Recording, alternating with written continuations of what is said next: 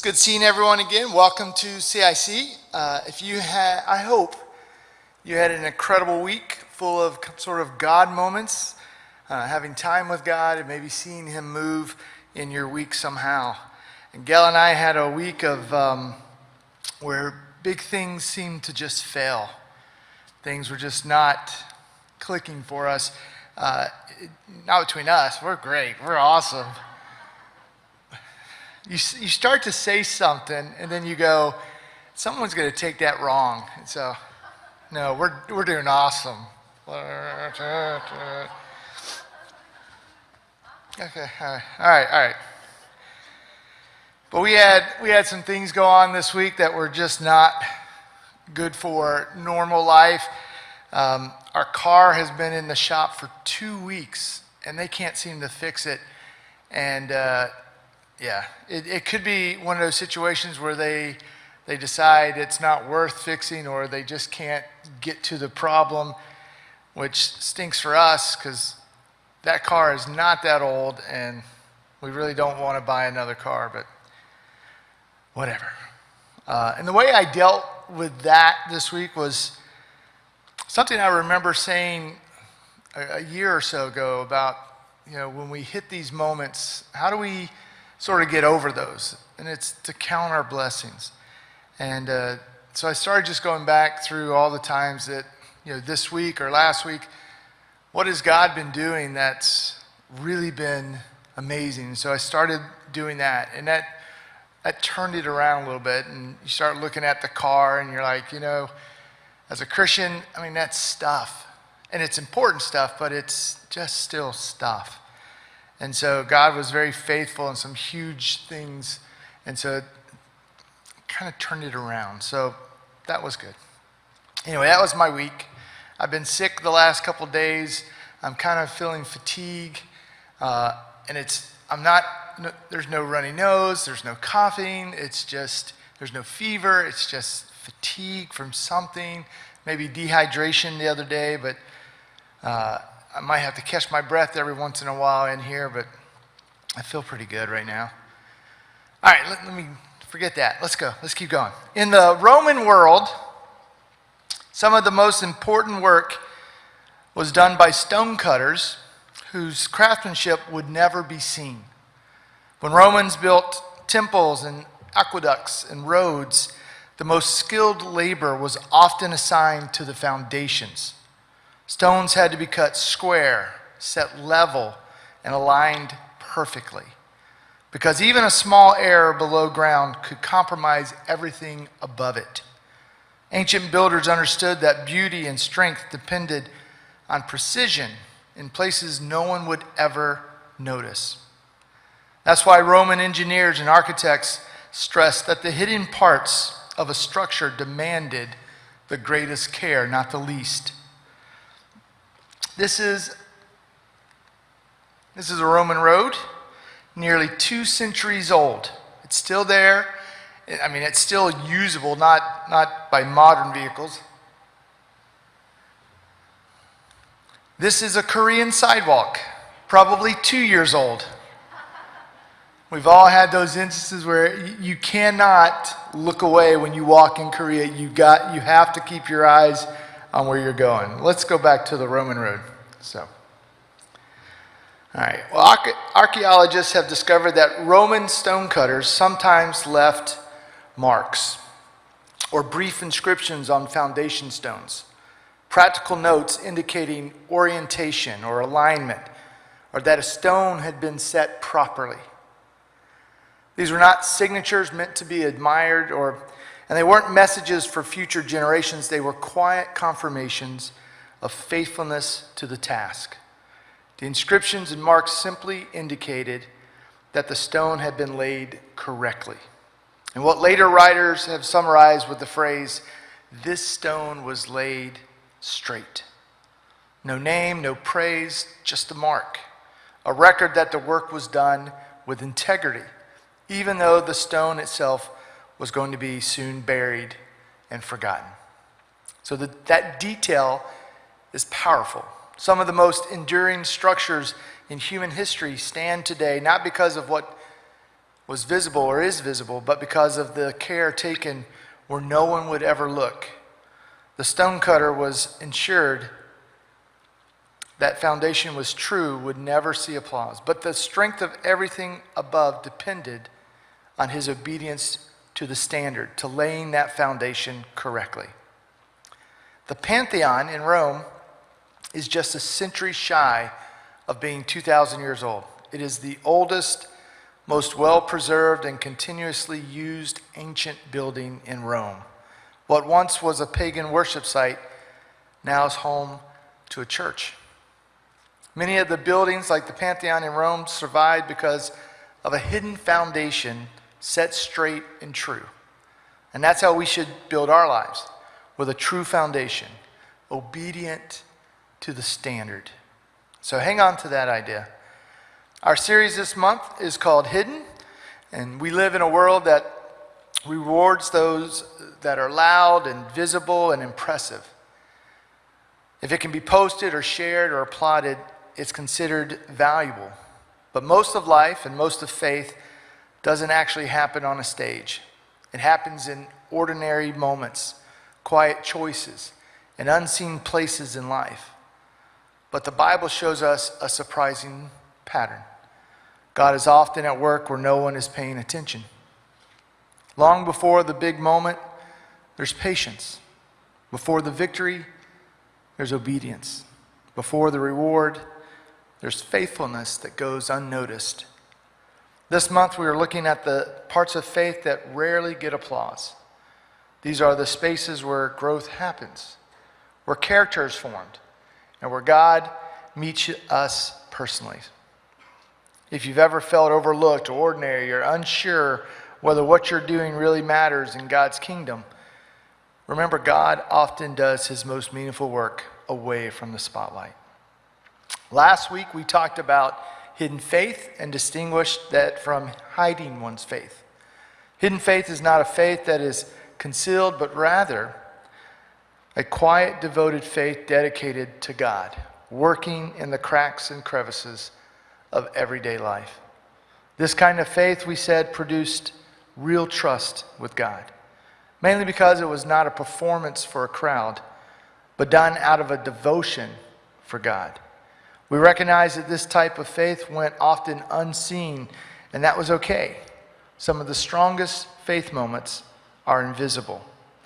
And we ended with a quote from Jonathan, Saul's son, that speaks the attitude of the faithful.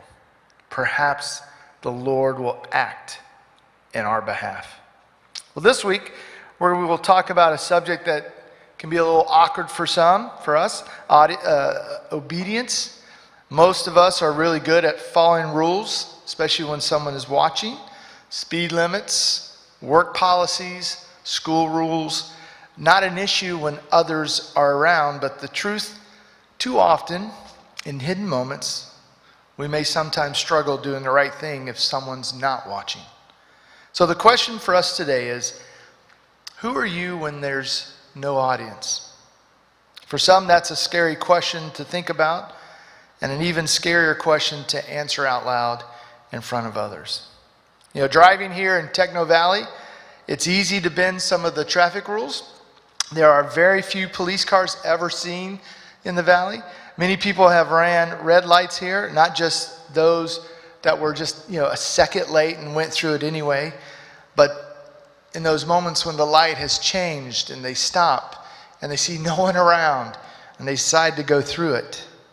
Even right out front of school, there is Prugio Apartments, and they have some barriers up because when they come out of their parking garage, they're supposed to go to the right and go to the big road. But in the past, those barriers weren't there, and they're very used to going that way if they're going like to Hyundai or something like that. So I've actually had to stop my car because they were coming out the wrong way, and they had to ride on my side of the road for a while to get around those barriers. And so, shortcuts. It has become a shortcut for some Prugio residents to do that, and they do it quite often. And we all know what shortcuts look like, not just in driving, but in life in general. cutting corners at work when the boss isn't around, copying homework just this once, returning the extra change only when someone notices, doing the bare minimum when no one's checking. That's the kind of shortcuts we're talking about. And shortcuts feel small and harmless, almost invisible. But Scripture says those small moments matter more than we think. Colossians 3:23. Whatever work you do, do it with all your heart. Do it for the Lord and not for men. So God sees your hidden obedience even when others miss it. Yep. This is a similar point I made last week about faith. God sees those small choices to follow him, to obey him, that others never see. The work no one thanks you for, God sees it. The honesty no one notices, God sees it. The obedience that costs you your convenience, it matters. God sees it. The integrity that goes unrewarded, hidden, God sees it. That's why we do all things for God and not man, because he sees everything we do. We sometimes think if no one sees it, does it really matter? Check out this video.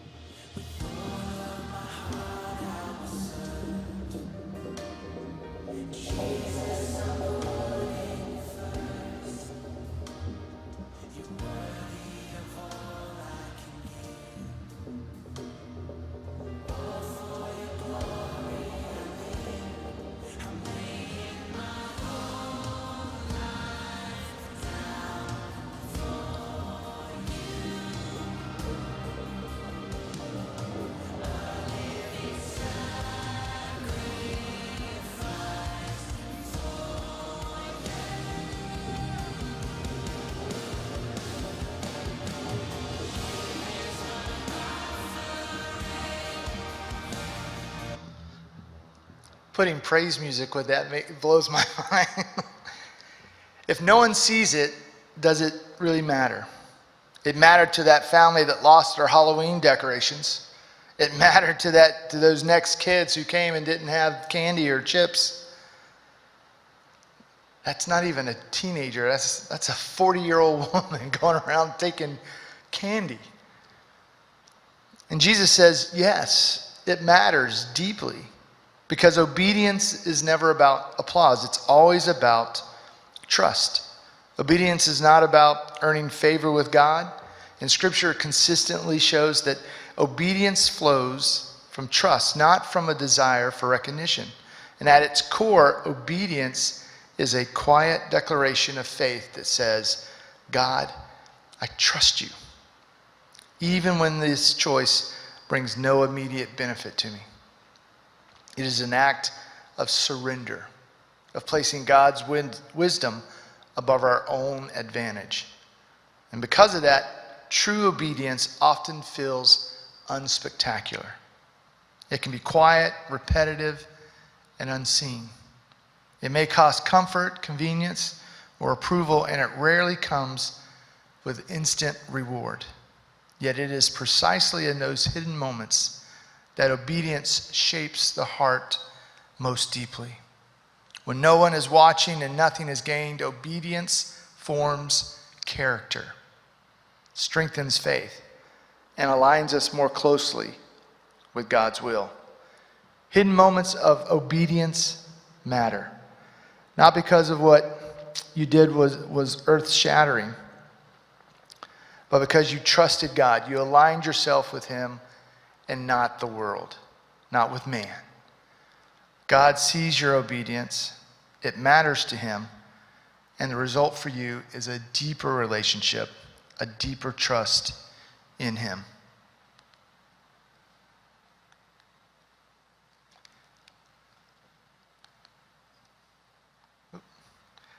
That's my bad, Steve. Why obedience is important. Well, let's look at a parable Jesus shared, and this is a parable in Luke's book. It's his account of Jesus' parable of the shrewd manager, and it's a baffling parable. And Jesus tells a parable about a manager who is about to be fired after being accused of wasting his master's possessions. So he's in charge of his master's stuff and his debts and stuff, and there's people that owe the owner money, and the manager's in charge of those accounts. And so when the master is going to fire the manager quickly goes out and to all the accounts tells them, hey, if you pay less, do it quickly though. And so he got all the clients to pay half or just a portion of what they owed his master. And so surprisingly, the master praises the manager for his shrewdness. Not for his dishonesty, not that the master lost money, but that the manager was shrewd. And Jesus uses this story to teach that people often show more wisdom and urgency in handling worldly matters than they do in matters of God's kingdom, urging his listeners to use their resources thoughtfully and purposefully in light of eternity. And the parable doesn't praise the manager's dishonesty, but rather his shrewdness, his ability to prepare for the future by utilizing the resources immediately available to him. It is a confusing and surprising parable, to say the least. But here's the verse I want us to hear from the story. Verse 10. Whoever can be trusted with very little can also be trusted with much. And whoever is dishonest with very little will also be dishonest with much. And while this parable does not specifically speak about obedience, the teaching of this parable does speak about the importance of repetition with all aspects of faith and the Christian way. Obedience speaks about our character, and the more we obey, the more our character strengthens. And if we are obedient in the small stuff, there's a great chance we will be obedient in the big things. Verse 10 is teaching us how to prepare ourselves for when God asks us to do something huge. Obey in the little stuff, build your character, so when God asks for the big stuff, you'll be ready to trust him and you will follow through. When Gail and I got the opportunity to interview to be dorm parents at TCIS here in Taejon, we were pretty excited. But we had to decide to answer God's call to work in a country almost halfway around the world. Meaning we'd have to pick up our lives, pick up our kids' lives, say goodbye to family, say goodbye to what we knew for 30 years. And that was a big ask by God. Now being here in Korea for over 20 years and seeing what God had for us and our family, the things he had us do and the things we have witnessed and are still witnessing, it was a fruitful yes. It was fruitful to be obedient. But I'm not sure I felt like that when he was asking. Leaving your home country to go work in another country is a big ask. But I think we had seen God's goodness in smaller moments. That saying yes in that big moment of obedience would prove to be a good move. And it was. It was a really good move. So obedience is important. It matters. And if you're obedient in the small stuff, the everyday hidden stuff, you're more likely to be obedient in the big stuff. Unfortunately, ultimately, it's a heart issue. I'm not saying that every single moment of disobedience means your heart is rotten to the core. We don't even know sometimes that we're being disobedient. There's a story once of a driver who noticed a speed camera flash as he passed it. And even though he was certain he wasn't speeding, and assuming the camera must be broken, he decided to turn around and drive past it again, This time, a little slower, making sure definitely under the speed limit. Flash. The camera went off again. Took another picture. Now amused, he circled back once more, creeping along at a snail's pace. Flash. He passed a fourth and fifth time, laughing to himself at the malfunctioning camera that kept flashing no matter how slowly he drove by. 2 weeks later, 5 tickets show up in the mail. Not for speeding, but for failing to wear his seatbelt each time he passed the camera. Obedience is a hard issue, but we don't even know sometimes that we're being disobedient. And I would agree that too often we see obedience as a challenge we try to somehow skirt around or excuse our actions, rationalize what we've done.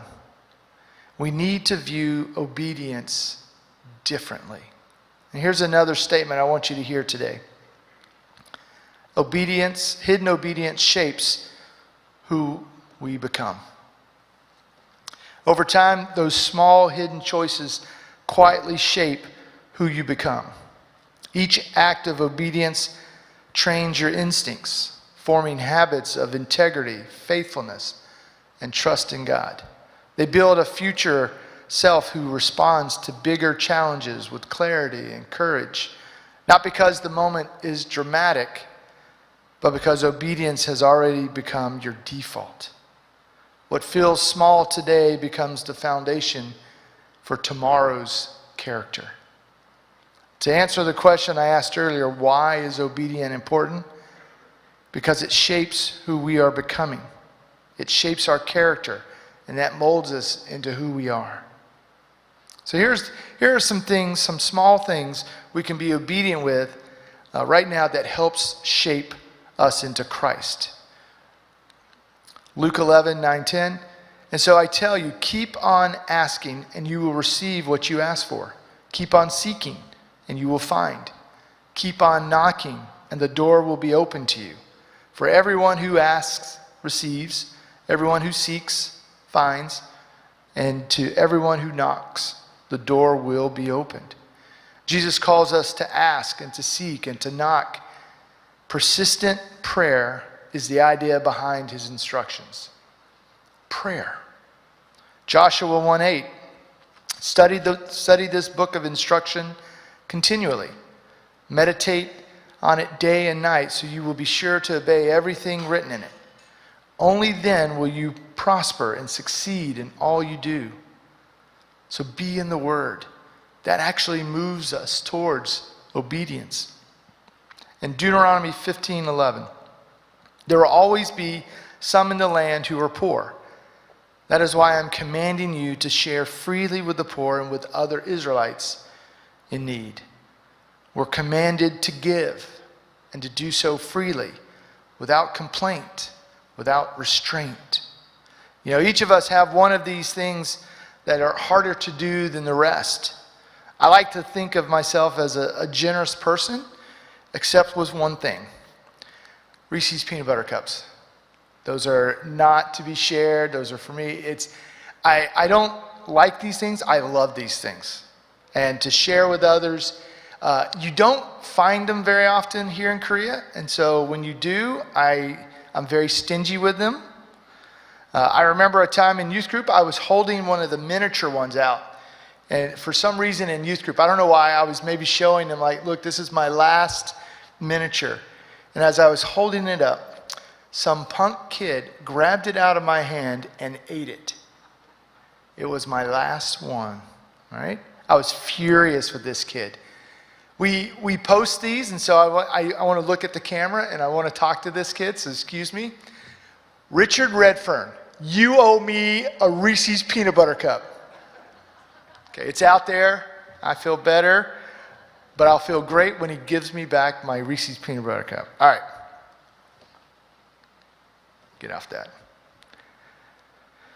To pray, to be in the Word, to give, these things seem obvious, sometimes even small, maybe. But praying regularly, asking, seeking, it matters. Reading Scripture, not to click off a box, check off a box, but but to be shaped by it. Giving generously without announcing it or expecting thanks. These small moments of obedience shape who we become, who we are becoming. So don't miss out on these blessings. And what did Joshua say? Only then will you prosper and succeed in all you do.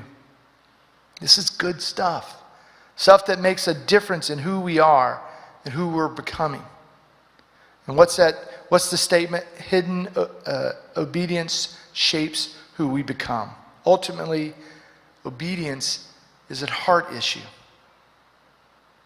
And this leads us to our next statement. Hidden obedience prepares us for public moments. The Bible speaks about many amazing public figures, not all perfect, but still amazing.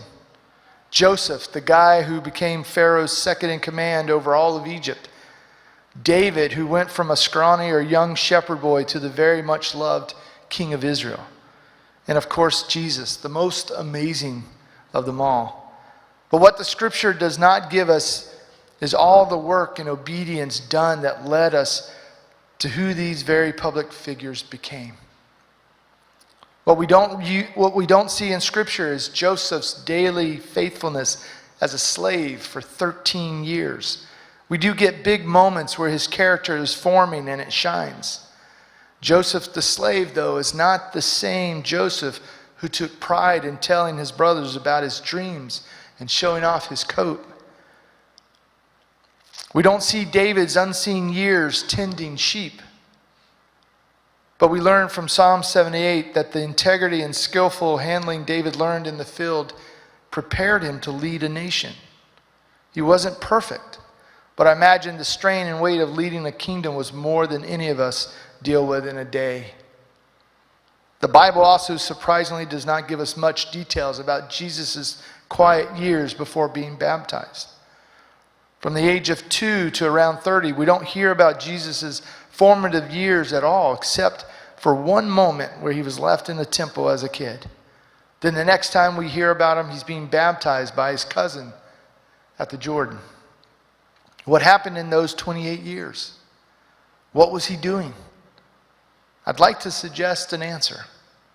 Hidden obedience.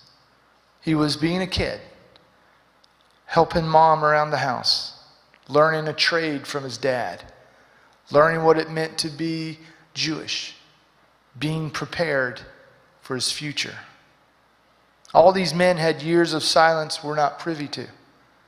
I'm suggesting they learned how to be obedient to God in those dull, everyday moments of life. So when God needed them to go public, they could handle it. They were ready. And not all of us are going to go public in the way that these guys went public. But there will be moments God calls us to be obedient that will spill out in our private lives, from our private lives into public eye. If we have not been practicing obedience in our personal lives where only God sees it, how can we manage being obedient out there?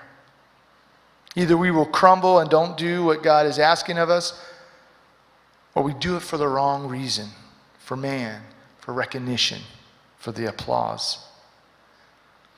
So I want to bring us back to the question we started with. Who are you when there's no audience? Not when people are watching. Not when there's recognition or reward, but in the quiet spaces of everyday life, when no one claps, no one notices, nothing is gained immediately. Who are you? Scripture reminds us that those are not throwaway moments. Those are formative moments. God is not absent from the hidden places. He is deeply present. And the obedience offered in those unseen moments is never wasted. It shapes your heart, builds your character, and trains your trust in ways that public moments never can. Hidden obedience may feel small, but it's powerful. It prepares you for what God may ask of you, whether that's something big or simply another quiet step of faithfulness. So don't underestimate the ordinary. Don't dismiss the unseen. Choose obedience, not because it's noticed, but because it's faithful. God sees it. God values it. And over time, those hidden choices are shaping you into exactly who he's calling you to become. So here's a little bit of what we've been talking about today. God sees your hidden obedience, even when others miss it. And so obedience matters to God. Hidden obedience shapes who we become. Hidden obedience prepares us for public moments. And I want to use our reflection time here just to sit with that one question. Who are you when there's no audience? Are you a person that is obedient in the small stuff? Or do you find yourself trying to take shortcuts with God? It matters. He sees all. So the push is to work for God, to be obedient for him, not for man. So let's just think about that question. Who are you when there's no audience?